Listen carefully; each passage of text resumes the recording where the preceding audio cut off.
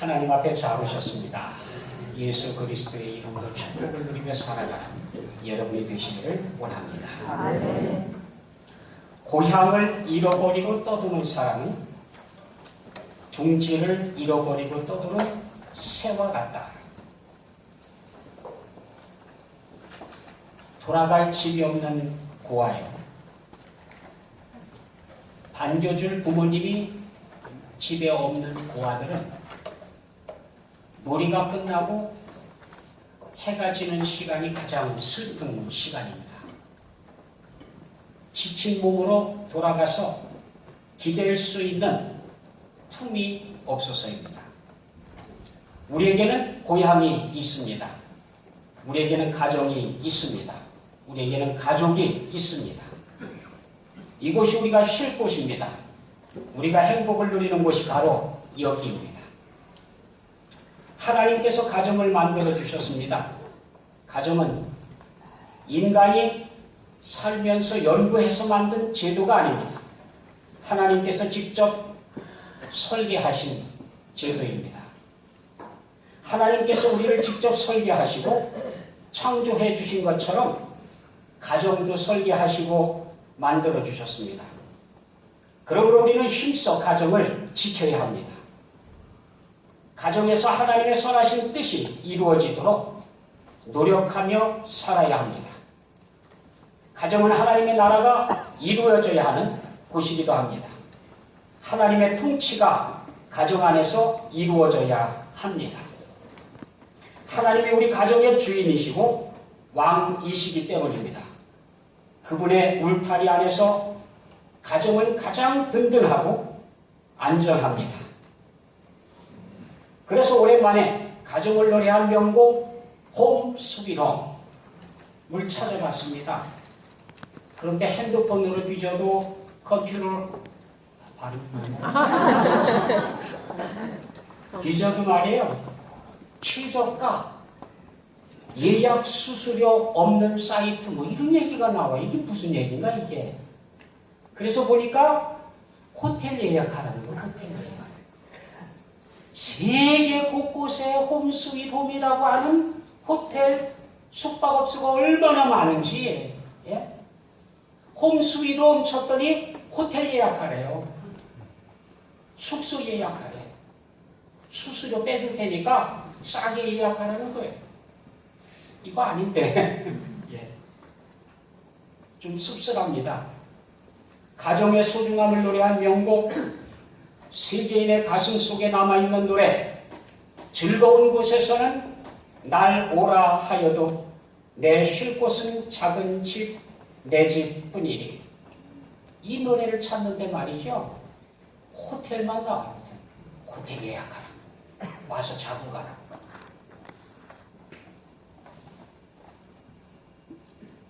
(1852년 4월 10일) 미국의 한 시민이 아프리카 튀니지에서 사망을 했습니다.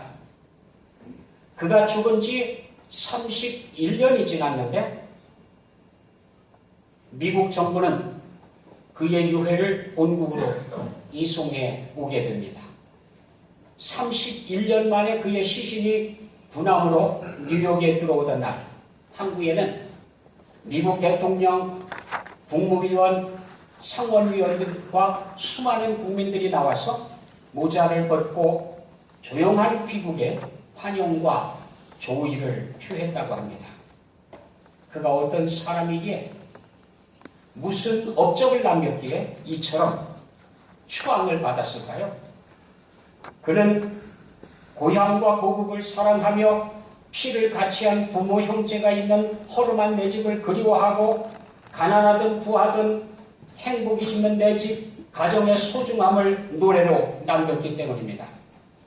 그는 죽어서도 외치고 있습니다. 우리가 소중하게 지켜야 할 보물, 그것은 바로 가정이라고. 잠언은 말씀하십니다.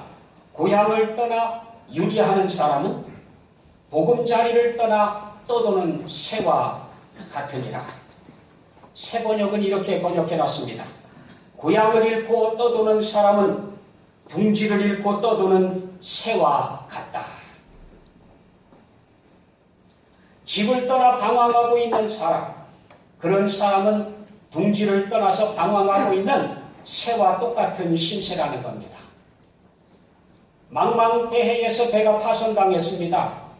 고생 끝에 겨우 목숨을 건진 청년이 무인도에 도착을 했습니다. 그곳은 해양성 기후로 살기에 최적이었습니다. 말 그대로 휴양지였고 낙원이었습니다. 1년 내내 꽃들이 화려하게 피고요. 나무들은 열매를 주렁주렁 맺고 있어 굶어 죽을 걱정도 없었습니다. 게다가 환상적인 숲과 이름 모를 신비한 새들의 노랫소리와 춤추는 모습은 정말 낙원 그 자체였습니다. 그러나 이 청년은 만족감이 없습니다. 그렇게 풍부하고 넘쳐나는 모든 아름다움도 이 청년에게는 감옥의 담같이 여겨졌습니다. 그는 밤낮 최소한의 허기만 채우면 높은 바위 위로 올라가서 혹 지나가는 배가 있는가 살펴보곤 했습니다. 왜 그랬을까요? 집이 그리웠기 때문입니다. 부모님이 계신 집, 친구와 형제들이 있는 집, 이웃이 있는 집이 그리워서 지상 낙원 같은 그 섬도 그리운 사람들과 만날 수 없다고 하면 감옥이나 다를 바가 없었던 것입니다. 사람은 집, 가족을 그리워하면서 살아갑니다. 어디에 가든 무엇을 하든 가정을 대신할 수 있는 것은 없습니다. 그래서 가족을 노래한 그 노래가 그렇게 사람들의 가슴을 울린 겁니다. 김재인 님이 번역을 했는데 본래 가사하고는 약간 다르지만 참 번역을 잘했다. 부를 때마다 읽을 때마다 참 번역 참 잘했다. 그런 생각이 들어요. 즐거운 곳에서는 날 오라 하여도 내 쉴 곳은 작은 집, 내 집뿐이니 내 나라, 내 기쁨, 길이 쉴 곳도 꽃 피고 세우는 집, 내 집뿐이니 오 사랑 나의 집, 즐거운 나의 곳, 집, 내 집뿐이니 그 집을 떠나 멀리 방황하네 또다시 가고파 내 정든 고향집 새소리 들리고 시냇물 흐르는 내 밖에 안식처럼 다시 가고파 이런 내용들이 남북전쟁 당시에 가장 치열했던 전투로 기억되는 1862년에 있었던 버지니아의 레파하노 강 전투 때의 일입니다. 이 전투에서 남군과 북군은 강을 사이에 두고 대치하면서 싸웠습니다. 낮에 치열한 전투를 한 후에 밤이 되면 양 진영에서 군인들의 사기를 높여주기 위해서 매일 밤 각각 음악회를 열었습니다. 그런데 북군의 군악대에 의해서 연주된 음악은 아주 특별한 음악이 연주됐습니다. 그 음악은 흔히 대단한 곡으로 인정된 곡도 아니었고 그날의 연주가 특별히 훌륭한 것도 아니었습니다. 단순하게 그지없는 멜로디가 밤 조용히 북군 진영에서 흘러나오고 있었습니다. 그때 그리운 가족들에게 편지를 쓰며 쉬고 있던 군인들이 하나둘 노래 부르기 시작했습니다. Home, home, sweet, sweet home. There's no place like home. 집과 같은 곳은 없다. 가정 같은 곳은 더 이상 없다. Oh, there's no place like home. 집 같은, 가정 같은 곳은 더 이상은 세상에 없다. 이 멜로디는 남군 진영에도 울려 퍼졌고 그리고 고향을 그리워하고 부모를 그리워하고 가족을 그리워하며 사랑하는 사람을 그리워하는 군인들은 강을 헤쳐 서로가 적이라는 사실을 잊은 채 서로 얼싸안고 눈물을 흘리기 시작했습니다. 서로 안고 손잡으며 즐거운 나의 집을 노래하기 시작했습니다. 서로를 찔러 죽이며 대적하였던 바로 그곳이 조국과 동포애로 남아서 고향의 평화와 사랑을 느낄 수 있는 그런 장소로 변했습니다. 이처럼 홈, 가정이라고 하는 것은 평안함과 포근함을 안겨주며 세상에서 어떤 좋은 것이 유혹해도 바꿀 수 없고 세상에서 어떤 어려움에 처해도 그 집과 가족을 잊을 수 없게 만드는 것이 바로 가정입니다. 또한 가족들이 있는 집을 생각하게 되면 자신의 마음도 부드럽고 넉넉해지게 되고요. 다른 사람을 사랑하고 품을 수 있는 여유도 갖게 됩니다. 그 집이 비록 금전적으로 풍요롭지 못한다고 하더라도 평안함과 포근함이 적다 하더라도 그래도 집을 대신할 수 있는 것은 없습니다. 가정을 대신할 수 있는 것은 세상에 어느 곳에도 없습니다. 우리에게는 두 개의 고향, 두 개의 가정이 존재합니다. 하나는 여기 이 땅에 있는 고향입니다. 또 하나는 하늘에 있는 고향, 그걸 성경은 본향이라 그렇게 이야기했습니다. 이 땅에 있는 가정, 고향을 그리워하는 만큼 가정이 있는 곳을 생각하고요. 가족들을 생각하면서 살아가게 됩니다. 그리고 궁극적인 본향, 우리의 영원한 고향, 우리의 아버지께, 하늘 아버지께서 계시는 바로 그곳이 있습니다. 우리는 아버지의 집이 점점 가까워지고 있습니다. 아버지를 만날 준비를 하고 살아야 합니다. 믿음장 히브리서 11장에서는 이렇게 말씀하십니다. 그들이 이제는 더 나은 본향을 사모하니 곧 하늘에 있는 것이라. 이러므로 하나님이 그들의 하나님이라 일컬음 받으심을 부끄러워하지 아니하시고 그들을 위하여 한 성을 예비하셨느니라. 믿음장은 그렇게 이야기하고 있는데 우리 신앙의 선배들이 믿음으로 행했어요. 믿음으로 살아가고 믿음으로 행동하고 믿음으로 결단하고 믿음을 따라서 살았다는 겁니다. 아벨은 더 나은 예배를 드릴 수 있었고 에녹은 믿음으로 인하여 죽음을 보지 않고 하늘로 옮기워져 갔고 노아는 믿음을 따라 방주를 준비하여 그 집을 구원했고 아브라함은 믿음을 따라 부르심에 순종하여 알 수 없는 그곳을 향해 나아갔습니다. 유업의 땅을 믿음으로 밟게 됐습니다.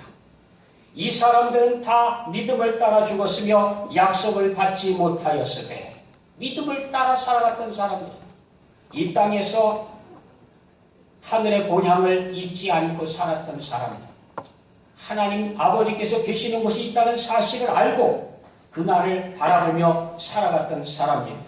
그래서 성경은 이렇게 얘기합니다. 그들이 이같이 말하는 것은 자기들이 본향 찾는 자임을 나타내니라. 이 땅에서 만족하지 않고요.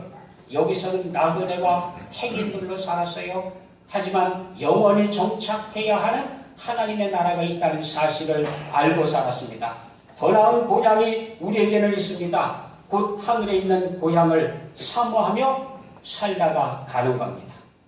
그래서 하나님은 그들의 하나님이라 일컬음 받는 것을 부끄러워하지 않으셨다라고 말씀하십니다. 우리에게는 안식이 남아 있습니다. 돌아갈 고향이 우리 앞에 있습니다. 맞아줄 가정이 우리 앞에 있습니다. 더 나은 본향, 하늘에 있는 집, 하늘에 있는 가족을 잊어버리고 살아서는 안 돼요. 이 땅에서 아무리 즐거운 곳에서 우리를 부르고 있다 하더라도요, 아무리 유혹이 많이 있다고 하더라도 우리가 돌아가야 할 고향을 잊어서는 안 됩니다. 우리는 이 땅에서 나그네와 행인으로 살고 있지만 고향을 잃어버린 존재들은 아닙니다. 본향을 향하여 오늘도 쉬지 않고 걷고 있는 순례자들입니다. 우리는 길을 잃지 않았습니다. 아버지의 집을 향하여 아버지를 만날 준비를 하고 살아가고 있는 존재들입니다. 만약 하늘의 집을 잊어버리고 살고 있거나 하늘 아버지를 만날 준비를 하고 있지 않다고 하면 진짜 하늘 본향을 잃어버릴 수도 있습니다. 히브리서 11장 믿음장은 그걸 우리에게 경고하고 있습니다. 이 땅을 살아가는 동안 하나님 아버지의 계신 곳을 잊지 않고 하늘 본향을 잊지 않고 살았기 때문에 하나님께서 그들을 기억하시고 그들의 하나님이 기꺼이 되어주셨다는 겁니다. 우리 하늘 아버지께서 우리를 기쁨으로 맞아주실 준비를 하고 계십니다. 즐거운 곳에서는 날 오라 하여도 때로는 궁궐 같은 곳이고 왕궁과 같은 곳, 큰 잔치가 베풀어지는 곳, 축제가 일어나는 곳, 별별 곳에서 다 우리를 유혹하고 있지만 그럼에도 불구하고 하늘 본향을 잊지 말고 살아야 됩니다. 여행, 오락, 별미, 놀이동산, 노름, 궁궐, 축제, 음식 다 돌아봐도 집만한 곳은 없습니다. 비록 내 집이 누추하고 거창한 식탁이 없어도 괜찮습니다. 사랑하는 가족들이 있고 서로 안아주고 위로가 있는 한 가정은 벽난로 같은 곳입니다. 지친 손을 내려놓고 쉴 수 있고요. 어른 손을 녹일 수 있고요. 편히 쉬고 위로받는 그곳입니다. 하늘 아버지의 집의 그림자죠. 그래서 가정은 벽난로에 비유하곤 합니다. 벽난로 아시죠? 난로. 추운 겨울에 난로가 있습니다. 불을 뗍니다. 그러면 가족들이 다 둘러앉아서 손을 쬐면서 따뜻한 그 온기를 경험하는 거죠. 그러면서 하나가 되는 거죠. 이것이 바로 가정이라고 하는 겁니다. 우리의 쉴 곳은 하늘 본향입니다. 본향을 사모하며 사는 동안 하늘 아버지 집에서 사는 훈련도 해야 합니다. 우리는 이 땅에서 있는 동안에 하나님 아버지의 집에 가서 살아가는 것에 대한 적응 훈련, 어떻게 형제들끼리 돌보고 어떻게 배려하고 어떻게 양보하고 하면서 살아가는지 그 훈련을 해야 되는 거예요. 교회에서 하는 훈련이 바로 그겁니다. 하늘나라 하나님 아버지의 집에 이르러서 우리가 살아가야 하는 훈련을 이곳에서 우리가 하는 겁니다. 적응 훈련이죠. 우주비행사가 얼마 동안 나갔다 오는데도요, 훈련을 얼마나 오랫동안 하는지 몰라요. 몇 년 동안 무중력 상태에서 생활하는 적응 훈련을 합니다. 음식을 먹고 물을 마시고 움직이고 하는 모든 훈련들을 무중력 상태를 만들어 놓고요. 가상 훈련을 통해서 계속 되풀이하면서 잘못된 행동을 수정하고요. 태도를 수정하고요. 계속 그렇게 해서 몇 년 동안 훈련을 받아야 우주에 나가요. 그래야 적응을 하고 돌아올 수 있지요. 안 그러면 살아 돌아올 수가 없습니다. 마찬가지로 우리가 영원히 떠나가는 이허의 순례길을 떠나는데 적응 훈련 없이 가가지고 적응이 가능하겠습니까? 안 돼요. 그래서 교회를 통해서 우리는 이곳에서 하나님 아버지의 자녀들이 살아가는 훈련을 하는 겁니다. 하나님의 자녀들은 어떻게 사는 거냐? 어떻게 돌보면서 살아가느냐? 어떻게 양보하느냐? 이런 모든 것들을 다 훈련받는 겁니다. 자녀들은 또한 이곳에서 부모를 공경하는 훈련을 해야 됩니다. 그것이 미덕이기 때문입니다. 적어도 하나님께서는 부모를 공경하는 사람에게 잘 되고 장수하리라는 약속까지 주고 계십니다. 보너스. 자녀들은 부모를 공경하는 것이 미덕입니다. 잘 되고 장수하는 약속을 받게 됩니다. 부모들은 자녀를 주의 말씀과 훈계로 양육하는 것이 미덕입니다. 방치하는 것도 안 되고 세상적으로 나가게 두어서도 안 됩니다. 주님의 교양과 훈계로 양육을 하라는 겁니다. 자녀들은 내 것도 아닙니다. 하나님께서 주신 선물이며 하나님의 기업입니다. 그래서 하나님의 기업은 하나님의 말씀에 의해서 교양을 받고 훈계가 되어지도록 교육을 하면서 키우라는 거예요. 방치해서도 문제가 생겨요. 말씀을 가르치지 않아도 문제가 생겨요. 가르쳐야 돼요. 또한 하나님의 가정에서는 남편은 아내를 사랑하는 훈련을 해야 됩니다. 사랑을 배우고 연습해야 합니다. 사랑을 느끼도록 해야 합니다. 아내가 남편의 사랑을 경험하고 남편의 사랑을 느끼고 인정할 수 있도록 만들어줘야 돼요. 이게 부족하다고 하면 남편의 책임도 다하고 있지 못한 거예요. 한편 아내는 남편을 공경하는 믿음을 가져야 됩니다. 사라도 남편을 공경함으로 구원받았다고 성경은 말씀하십니다. 하나님 앞에 인정받은 여인이 되었습니다. 하나님의 나라를 상속받았습니다. 남자들은 거룩한 손을 들어 기도하는 아버지가 되어야 합니다. 성경이 말씀하시는 남자들은 거룩한 손을 갖도록 하나님께서 요청하고 계세요. 악한 일에 손을 담그지 말아야 돼요. 악한 일로부터 손을 씻어야 돼요. 그리고 거룩한 손을 들어 기도하는 사람이 되어야 됩니다. 여인들은 사랑과 위로를 품어주는 어머니가 되어야 합니다.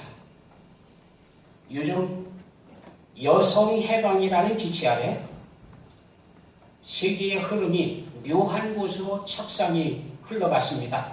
그래서 지금 여권 신장에 관해서 주장하는 우리나라도 여성 가족부가 있습니다만 이 여성 신장을 부르짖는 그런 모토가 뭐냐면 여인들이여 자식을 낳지 마라. 자녀를 키우지 마라. 그래야 진정한 해방이다. 라고 지금 외치고 있어요.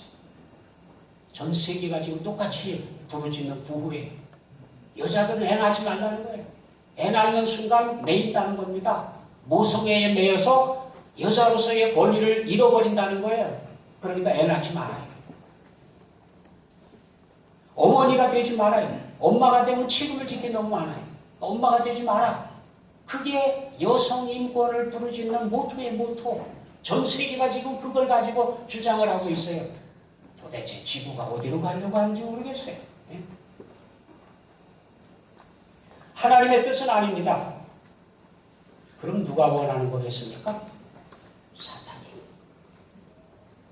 악한 영들의 세계가 가정을 파괴하려고 해요. 그래서 누구를 지금 부추기고 있느냐면 여성들을 부추기게 돼요. 여자들로 하여금 1차적으로 애를 낳지 마라. 2차적으로 가정의 어머니가 되지 마라. 자유롭게 살아라. 결혼하지 말고 자유롭게 살아라. 엄마가 되지 마라. 이런저런 이유로 해서 지금 세계는 가정을 흔들고 있습니다. 왜냐하면 하나님께서 가정을 만드셨거든요. 하나님께서 만드신 걸 파괴시키는 게 사탄의 목표예요. 사람도 인간의 인격을 파괴하고 살아가도록 자꾸 조장을 하고요. 악을 저지르도록 그렇게 이끌고요. 뿐만 아니라 이 가정이라고 하는 경건한 울타리를 지금 사탄이 뒤흔들고 있습니다. 둥지를 뒤흔들고 있습니다. 부서뜨리려고 하고 있습니다. 지금이야말로 정신 바짝 차려야 돼요. 가정을 지켜야 됩니다. 거룩한 가정으로 하나님께서 설계하신 가정으로 세워야 됩니다. 그래서 우리가 이 가정을 통해서 하나님 나라, 우리 아버지의 집을 경험하면서 살아야 됩니다. 여인들은